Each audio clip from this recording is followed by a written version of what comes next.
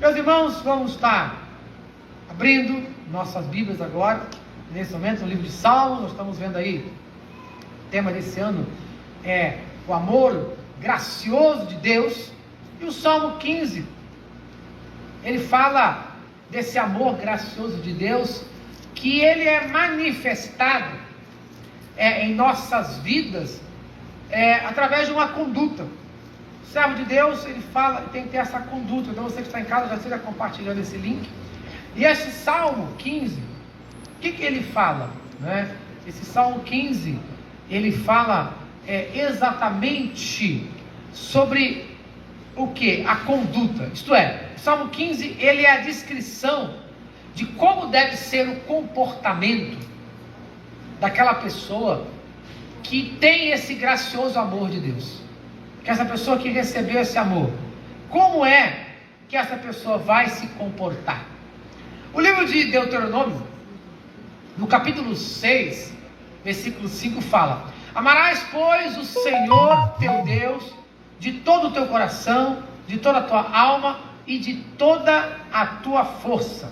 Então o Senhor Jesus, ele nos ensina ser este o primeiro mandamento e o mais importante. Ele acrescentou isso lá em Marcos, no capítulo 12, versículo 30, ele fala esse mesmo versículo, e ele acrescenta de todo o entendimento. Então, amarás, pois, o Senhor teu Deus, de todo o teu coração, de toda a tua alma, de toda a tua força, e Jesus acrescenta de todo o teu entendimento, assim como está lá em Deuteronômio capítulo 6, versículo 5, Jesus repete isso. Acho que deu. Então, o Senhor Jesus, ele vai trabalhando.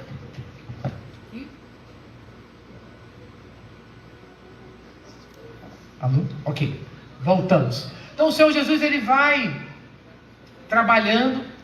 E lá em Levítico também, na lei, Levítico capítulo 19, versículo 18, fala assim: não te vingarás, nem guardarás ira contra os filhos do teu povo, mas amarás o teu próximo como a ti mesmo. Eu sou o Senhor. Então nós vamos aprender hoje como nós devemos nos comportar diante de Deus e diante dos homens num mundo que é tão corrompido. Como a gente vai se comportar? Vamos aprender isso. Esse amor genuíno, esse amor generoso de Deus, nós somos chamados a vivermos, a cumprirmos esse amor. Por isso nosso tema é isso, né? Vivendo, né, o genuíno amor de Deus. Vamos viver esse amor. E nesse Salmo de número 15, Salmo de Davi, fala desta comunhão, desse momento importante que nós precisamos viver. Uma pessoa que tem uma conduta realmente com Deus. Diz assim, Salmo 15: quem, Senhor, habitará no teu tabernáculo? Quem há de morar no teu santo monte? O que vive com integridade e pratica a justiça, e de coração fala a verdade.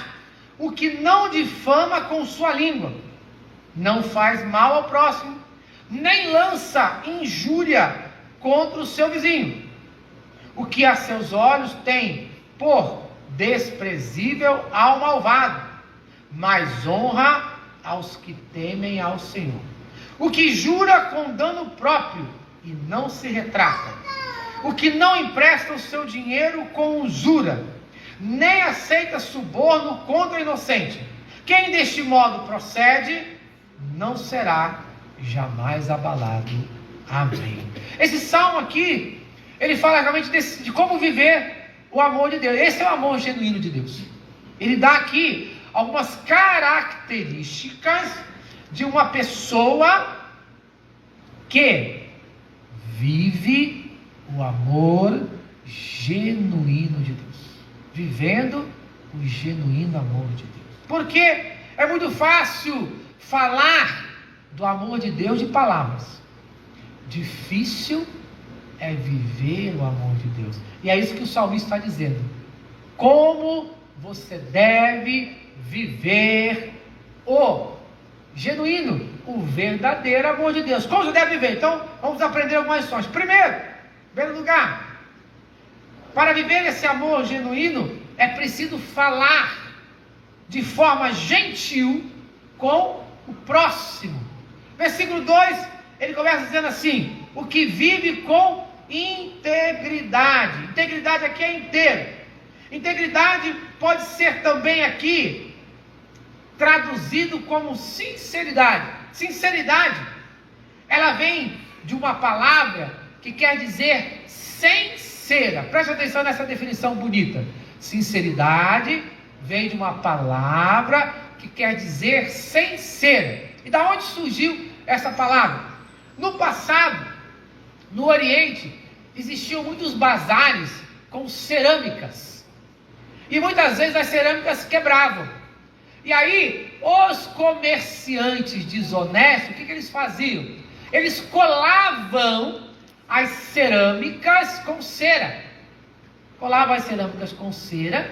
E como os seus comércios, eles eram, assim, locais muito escuros, então o comprador não via. Então, para o comprador descobrir se aquela peça estava inteira ou não, ele tinha que levar ela até o sol. Aí no sol, ele observava. Então a palavra integridade, traduzida ao pé da letra, ela significa o seguinte: julgado pela luz do sol. Então a integridade é isso. Quando alguém pode, ver você por dentro. Você é transparente. Então integridade é julgado pela luz do sol. E a integridade do servo do Senhor? Julgado pela luz de Jesus. Nós somos transparentes. Porque quando você colocava aquela peça no sol, ela ficava transparente. Então se tivesse qualquer rachadura, qualquer emenda, então aquilo não era o quê? Integridade, aquilo não prestava. É a mesma coisa a nossa vida. Nós somos chamados para sermos inteiros. Integridade é de inteiro. Então existe o inteiro e o quebrado. O que não é inteiro é quebrado pela metade. O servo de Deus não pode ser isso. Ele tem que ser inteiro. Então ele trabalha de uma forma íntegra, justa, inteira. Então a sua integridade e a sua sinceridade em sua amizade com o próximo, ela passa no teste da luz de Jesus. Sua maneira de tratar o outro é uma maneira gentil, íntegra, correta. Se você tiver que passar pela luz de Jesus, o seu procedimento passaria? Ou, muitas vezes, você age com falsidade, fingimento, né? Uma pessoa falsa não é uma pessoa íntegra, né? Ela está pela sua frente falando uma coisa, mas pelas costas ela faz outra completamente diferente. Então, primeira conduta desse amor genuíno é que ele fala, ele trata, ele age com o próximo de uma forma gentil, de uma forma íntegra, de uma forma inteira, sabe? Ele tem justiça, né? Porque ele fala assim: o que vive com integridade e pratica a justiça e de coração fala a verdade. Veja, é a maneira gentil que você trata o próximo. Você trata o próximo com justiça. Você trata o próximo com a verdade. Como é difícil, né? Fazer isso, né? Tratar as pessoas de uma forma íntegra, de uma forma justa. Não é verdade? Como é difícil. E de coração fala a verdade, né? Como é que está o seu coração? Porque a Bíblia fala que aquilo que a boca fala, né? É do que o coração está cheio. O que você está falando? Vai ser aquilo que o teu coração está cheio. Muitas vezes a gente não consegue ver isso, porque às vezes a pessoa está falando mentira, né? Está falando algo que não é de coração. Como é que está a sua vida? Então, esse é o primeiro ponto importante. Segundo ponto desse amor genuíno é que a palavra de Deus, ela nos dá a instrução que a gente nunca vai fazer intriga ou falar ou fazer qualquer coisa para destruir a reputação do outro. Muitas vezes a gente destrói a reputação do outro. A pior coisa eu acredito que a arma maior que os inimigos usam é o quê? É o que a gente chamaria hoje de fake news, né? Então, se a Bíblia fosse escrita hoje, né? Então ele colocaria lá no versículo 3, em vez de falar assim, o que não difama com a língua, ele colocaria aqui, o que não faz fake news com a língua, não é verdade? Porque o que tem de fake news aí, fala, não, fulano fez isso, fulano falou aqui, então eu acho que fosse, né, na linguagem de hoje, ultramoderna, então aquele que não faz fake news do próximo, não é verdade? Esse vive o genuíno amor de Deus. Não, o que não faz fake news, que é a mesma coisa que difamar. O que é uma fake news? É uma mentira que você está difamando o quê? Alguém. E infelizmente essa é a maior arma que existe, né? Essa é a maior arma. Infelizmente, principalmente na política, né? A gente vê se entristece, porque é o tempo todo esse jogo de maldade, né? Difamação. E ele fala aqui, o que é difamar? Difamar é falar mal. E é interessante que a difamação é crime contra a honra, previsto no Código Penal brasileiro. Está na lei, mas as pessoas respeitam a lei. Está na lei dos homens e está também na lei de Deus. Em Levítico, capítulo 19, versículo 16 diz: não semearás a difamação no meio do teu povo, nem te apresentarás como testemunha nessa situação. Levítico, capítulo 19, versículo 16. Veja bem, a lei, lá em Levítico, já dizia, olha, a difamação é crime, é pecado. Código Civil Brasileiro, né, o Código Penal Brasileiro aí, né, já fala isso, né, que é crime, né, tem lá um problema lá, mas a lei de Deus já falava isso. Mas se o ser humano não obedece nem a lei dos homens, né, que dá cadeia, e a lei de Deus, Deus não está, né, se Deus prendesse todos nós, fizéssemos difamação, não ia sobrar ninguém, né, livre, não é verdade? Mas já fala a palavra de Deus. Então nós temos que ter isso. Tiago, capítulo 4, versículo 11, ele fala assim: irmãos, não faleis mal um dos outros. Aquele que fala mal do irmão ou julga seu irmão, fala mal da lei e julga a lei. Tiago capítulo 4, versículo 8. Quem fez a lei? Quem deu a lei? Foi o próprio Deus. Então quando a gente fala mal de um irmão, que a gente está difamando esse irmão, o que acontece?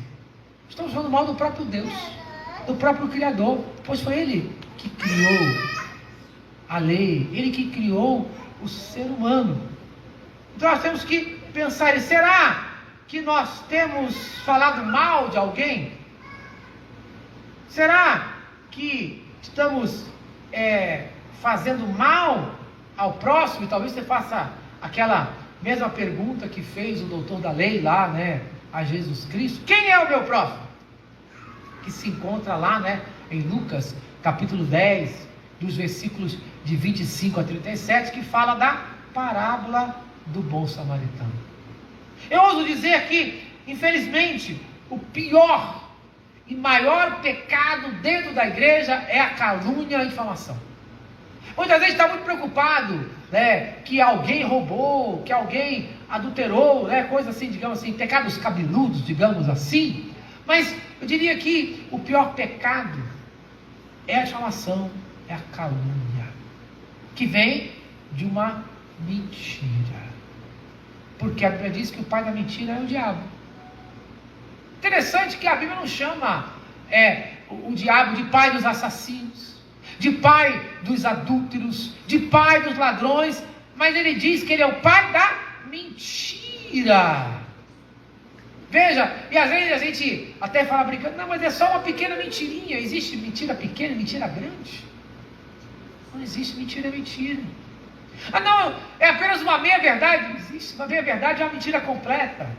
Mas nós, muitas vezes, queremos justificar ações que nós achamos que são inocentes e inofensivas. Mas aqui, o autor fala que esse cidadão genuíno que vive o amor de Deus, ele é uma pessoa que ele não difama com a sua língua, ele não faz mal ao próximo, nem lança injúria contra o seu vizinho. Veja bem, ele coloca até um vizinho, que provavelmente pode ser até uma pessoa que talvez você nem conhece. Nos dias de hoje, né? Às vezes a gente está na vida tão com ele que a gente nem sabe quem é nosso vizinho. Ele dizendo, olha, nem o vizinho, nem uma pessoa que por algum motivo você não conheça, conhecendo ou não, a gente, se quer viver esse amor genuíno, a gente não pode usar arma tão maligna. Provavelmente essa é a maior arma de Satanás, é a calúnia, é a difamação, porque isso acaba com a integridade de uma vida, isso acaba com a vida, isso acaba com famílias, com casamentos, isso acaba com pessoas, porque, como diz o ditado, né, uma mentira repetida várias vezes torna uma verdade, tanto que as pessoas repetem e falam. É como aquela história daquela pessoa que frequentava uma determinada igreja, e ela tinha se arrependido dos seus erros, pois ela tinha esse problema, né, que eu costumo dizer que é o dom da língua comprida, né, que é a fofoca, a maledicência, né, e ela foi, né, procurar lá o seu líder espiritual para pedir perdão, né, e ela foi perguntar para ele, o que eu posso fazer agora para consertar os meus erros? Eu arrependi, eu falei mal a tantas pessoas. Ele disse o seguinte, olha, você vai pegar um travesseiro cheio de penas e vai subir no monte dessa cidade e você vai sacudir todas aquelas penas no vento e depois você volta aqui. A pessoa não entendeu muito bem, mas como o líder espiritual mandou ela fazer, ela subiu até o monte, foi lá, sacudiu o travesseiro, as penas voaram, e ela voltou até o seu líder espiritual, e ela disse, o que eu faço agora? Agora você volta e cata cada uma daquelas penas. Impossível, não tem como mais. Depois, cada palavra que a gente diz, ela não volta mais, não tem como mais voltar. Não tem como corrigir esse pecado. Para você ver só como ele é terrível. Como muitas pessoas que se dizem tão religiosas, que se orgulham de nunca terem roubado, matado, adulterado, mas têm matado espiritualmente muitas vidas com a sua língua. Para você ver como é, muitas vezes, difícil conviver com algumas pessoas. Tudo por causa da sua língua. Então nós temos que pensar, por quê? Porque a Bíblia fala, lá em Tiago, no capítulo 4, versículo 17, fala, aquele que sabe que deve fazer o bem e não faz, nisso está pecando. Veja bem, deixar de fazer o bem é pecado. Se eu sei que eu posso e devo fazer o bem e não faço, então eu estou pecando. Então a gente tem que parar, né, e refletir nisso, né, que a palavra de Deus, desse amor genuíno, ele instrui a gente nunca falar mal de ninguém, fofocar da vida alheia. Nós temos que ter essa preocupação. Terceiro lugar, ele coloca aqui também que essa maneira de viver o amor genuíno de Jesus é nunca fazer algo que venha machucar outra pessoa. Você não pode fazer algo que venha machucar outra pessoa. Versículo 4 diz assim: o que a seus olhos tem por desprezível ao malvado, mas honra aos que temem ao Senhor, o que jura com dano próprio e não se retrata. Malvado, ele diz assim, então a gente tem que desprezar o quê? As atitudes do malvado, porque o malvado ele faz um mal para alguém, isto é, ele machuca alguém através das suas ações e atitudes. O genuíno amor de Deus não machuca, não maltrata ninguém. Seja com palavras, né? Porque muitas vezes parece, né, que as palavras doem mais do que um tapa, do que um soco. O malvado, ele está sempre procurando fazer algo que maltrate alguém. Paulo, ele fala lá em 2 Timóteo, capítulo 3, versículo 8, diz assim: do modo porque James e Jambres resistiram a Moisés, também esses resistiram à verdade. São homens de todo corrompidos na mente e malvados quanto à fé. Esse homem malvado, ele despreza aos homens, ele despreza a Deus, ele despreza tudo que está relacionado à fé, ele faz o mal mesmo.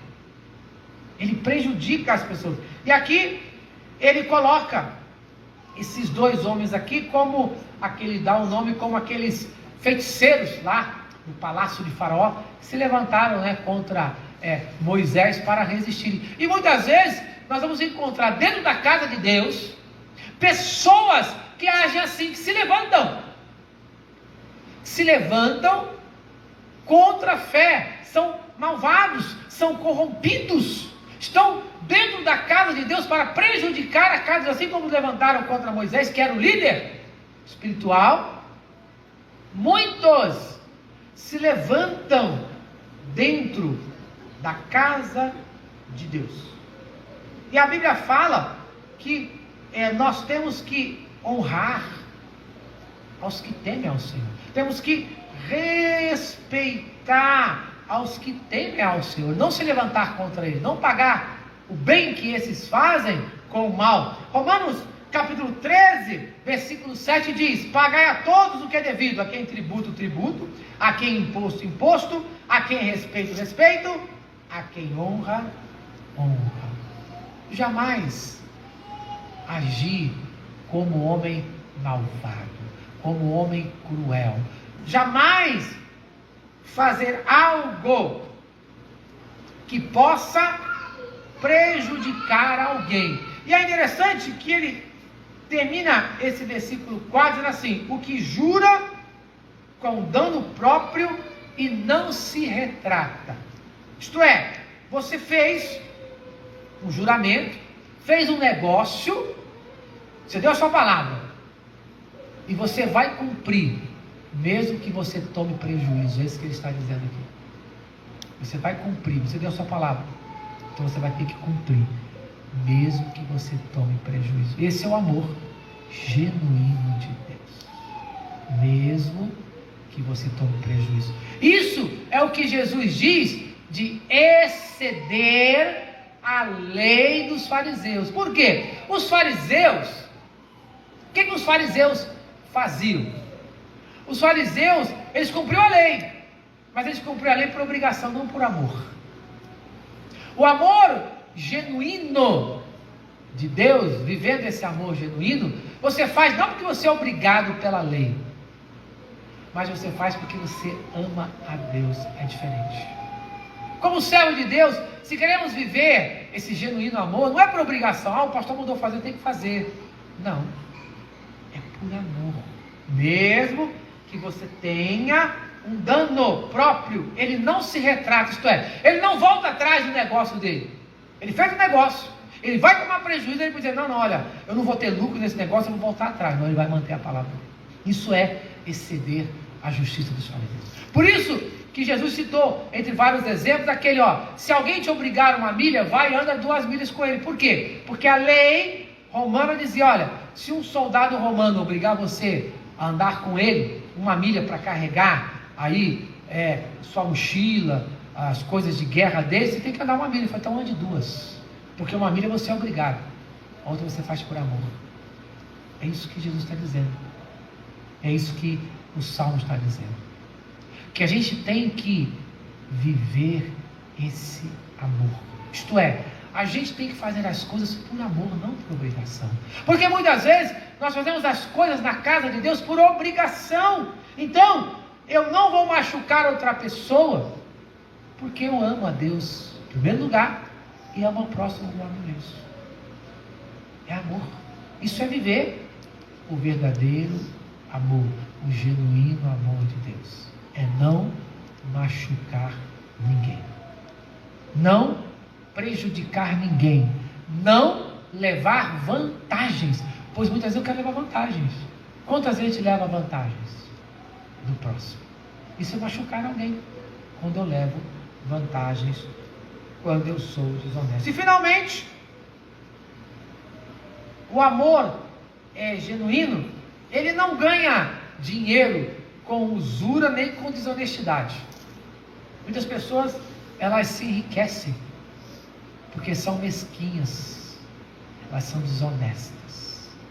Muitas pessoas estão fazendo isso. E aqui ele condena isso. Ele diz: olha, o que não empresta o seu dinheiro com usura, isto é, cobrando juros exorbitantes, passando a perna, enganando as pessoas, nem aceita suborno contra o inocente. Quem deste modo procede, não será jamais abalado. Então, usura aqui é uma cobrança de juros de uma forma exorbitante. Parece até que está escrevendo isso aqui para o Brasil, né? O país que mais tem juros da face da terra, na verdade, é o Brasil. Planeta, né? O maior país, melhor dizendo, de juros, né? do planeta é o Brasil. Quer dizer, né? Era bom que os nossos governantes não vissem essa palavra aqui, não cobrem impostos do povo com usura, né? Não sejam desonestos em tratar eles. Mas, se eles não escutam, que o povo de Deus escute isso, que a gente viva de uma forma honesta. Esse é o genuíno amor de Deus, viver isso, colocar em prática isso. Não querer ganhar vantagem, aí explorar o pobre. Na verdade, não vamos trabalhar dessa maneira, querer ganhar dinheiro de qualquer maneira, emprestar dinheiro. Não vamos passar a perna nas pessoas que são mais simples, mais inocentes. A gente encontrar muita gente simples, inocente, né, que são enganadas, né? Quantos vendedores aí enganam, né, pessoas, gente, os aposentados, com esses carnezinhos aí, com um monte de coisa embutida, seguro disso, seguro daquilo, né, e não sei o que. Quanta desonestidade. O servo de Deus não pode viver assim. É difícil. Isso é muito difícil. E veja como é difícil. Certa vez, de um jovem da minha antiga igreja, que trabalhava numa dessas casas aí, e ele falou: não, pastor, vai lá, compra lá, que eu vou vender para o pastor, e eu não vou cobrar nenhuma dessas taxas, nada. Eu fui lá, comprei. Sabe que o gerente proibiu de fazer isso? Ele corriu, não, você tem que cobrar tudo isso. Eu falei: não, fique tranquilo, a sua parte de honestidade, você fez, você pode. Foi forçado, porque a gente podia perder o emprego dele. De tantas taxas, de tantas coisas que são, né, embutidas nesse meio, que a gente nem fica sabendo. Vê como é difícil ser um servo de Deus. Como é difícil viver o genuíno amor de Deus. Não é impossível, é difícil, mas não é impossível. Que nós realmente aceitemos esse desafio que o Salmo 15 fala, de viver esse amor, né, de uma forma gentil, que as pessoas possam enxergar na gente e ver a luz de Jesus. Olha, essa pessoa, ela é íntegra, ela é sincera, ela é inteira. Que as pessoas possam ver: olha, essa pessoa não fala mal de ninguém, ele não destrui, né? Ele não vai destruir, né, a reputação de ninguém. Essa pessoa não faz nada para machucar ninguém. Essa pessoa não quer ganhar vantagem de ninguém. Esse é o amor genuíno de Deus, o genuíno amor de Deus, que nós vamos viver para que o mundo creia em Cristo Jesus. Veja, completamente diferente esse procedimento do procedimento do mundo. Completamente diferente. Seria tão bom, eu nem digo que o mundo todo vivesse assim, mas se pelo menos aqueles que confessam o nome do Senhor Jesus Cristo, né, que confessam o nome de Jesus Cristo como seu Senhor e Salvador, se pelo menos esses vivesse dessa maneira, você pode ter certeza que o mundo seria completamente diferente. Esse é o proceder do servo de Deus. Esse deve ser o proceder para viver o genuíno amor de Deus. Convido você a curvar sua cabeça, fechar os seus olhos agora. Vamos orar, clamando para que Deus faça a sua obra em nossas vidas, que possamos aprender com o Salmo 15 e colocar em prática isso, para abençoar vidas no nome de Jesus. Pai, obrigado pela tua palavra, que ela nos ensina como viver segundo o seu amor, segundo os seus padrões, Senhor. Muito obrigado. Confesso, Senhor, que não é fácil. Confesso que aqueles que vivem dessa maneira são perseguidos, ó Pai. Mas, Senhor, entendo que essa é a maneira de abençoarmos outras vidas e de sermos abençoados. Então desperta o teu povo a viver dessa maneira, capacita o teu povo a viver dessa maneira. Dá-nos força, Senhor, para vivermos segundo a tua vontade, segundo o teu amor, ó Pai, segundo a graça e a paz do teu Filho amado Jesus, e segundo as consolações do teu Espírito Santo, hoje e todo sempre. Amém. E assim, coração silencioso, estamos encerrando a primeira parte desse culto, e logo após nós estaremos nos dividindo em nossos grupos de oração. Amém.